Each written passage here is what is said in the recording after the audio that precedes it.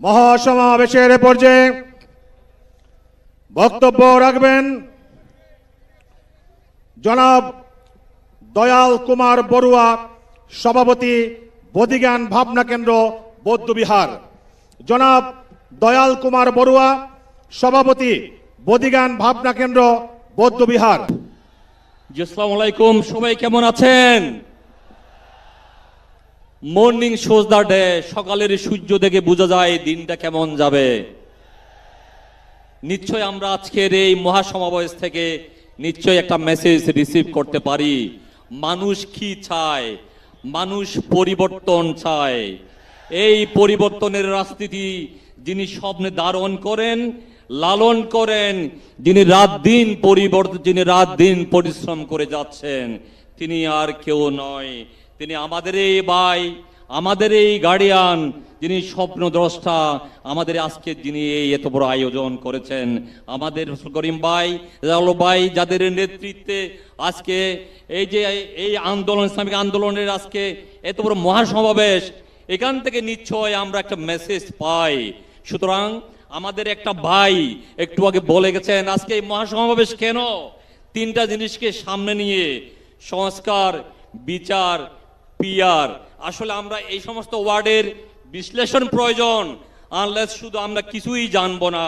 আমি সংস্কার নিয়ে কথা বলতে চাচ্ছি না, যেহেতু সংস্কারের যারা দ্বারক ও বাহক, আমি তাদের কাছে আমার এটাই রিকোয়েস্ট। আমি একটা জিনিস শুধু বলতে চাই, স্বাধীনতার 54 বছর পরে আমরা যারা মাইনরিটি হিসেবে বাংলাদেশে আছি, আপনারা জানেন প্রায় 54টা নৃগোষ্ঠী আছেন। এর মধ্যে 4টা সম্প্রদায়, বৌদ্ধ, হিন্দু, মুসলিম, খ্রিস্টান।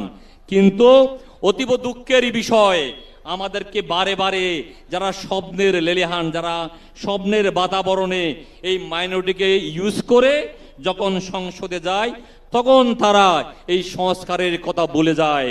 সো আমি চাই যারা এবার সংস্কারে যাবে, যাদের সংগঠনের মধ্যে, যাদের গঠনতন্ত্রে রূপরেখার মধ্যে থাকবে, যাদের মধ্যে ইসলামী আন্দোলনের যেটা গঠনতন্ত্র সেখানে পরিষ্কার আছে সংখ্যালঘুদের অধিকার প্রতিষ্ঠা, এই জিনিস আমি কাদের মধ্যে দেখি নাই।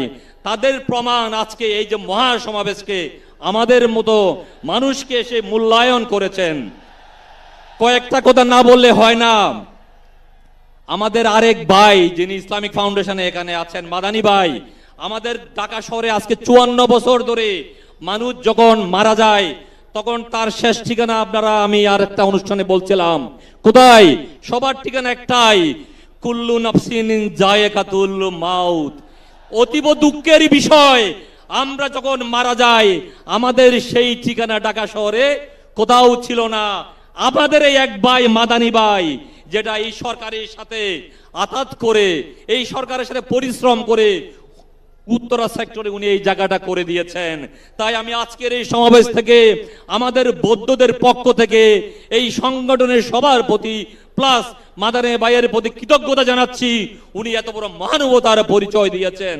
কয়েকটা জিনিস, যদিও সময় অনেক কম, আমি না বললে হয় না।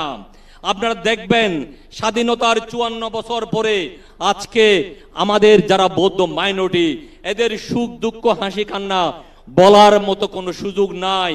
কারণ যেভাবে ইলেকশনগুলি হয়, আপনারা দেখবেন একাদশ জাতীয় সংসদে যখন ইলেকশন হয়, আপনারা এই আন্দোলনে যেই ভোট পেয়েছিল অথচ সেই ভোটে 4র্থ নাম্বারে হয়। কিন্তু দুঃখের বিষয়, ভোট পেলে কি হবে? এই যে শুভঙ্করের ফাঁকি, এই জন্য আমাদের প্রয়োজন প্রপোর্শনেট, এই যে পিআর, এটা খুব প্রয়োজন। কেন? আমি যদি আমার ভোট দেওয়ার পরে আমার রাইট এস্টাবলিশ করতে না পারি, তাহলে আমার ভোট দেওয়ার কোনো প্রয়োজন নাই।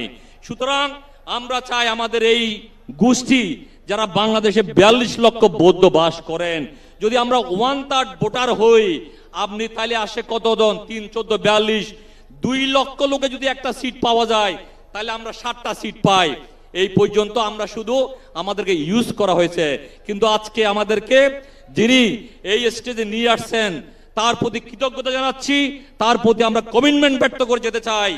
পিয়ারের বিকল্প নাই, পিয়ারের বিকল্প নাই। আমরা চাই সামনে এই চরমনাইয়ের হাত ধরে আমরা বিশ্বাস করি ওনারা নেতৃত্ব দেওয়ার মতো ওনারা ডিজার্ভ করে। তো আসুন সবাই মিলে এই চরমনাইয়ের হাতকে আমরা শক্তিশালী করি। আবারও সবাইকে সালাম জানিয়ে আমি আবার সংক্ষিপ্ত বক্তব্যটুকু এখানেই শেষ করলাম।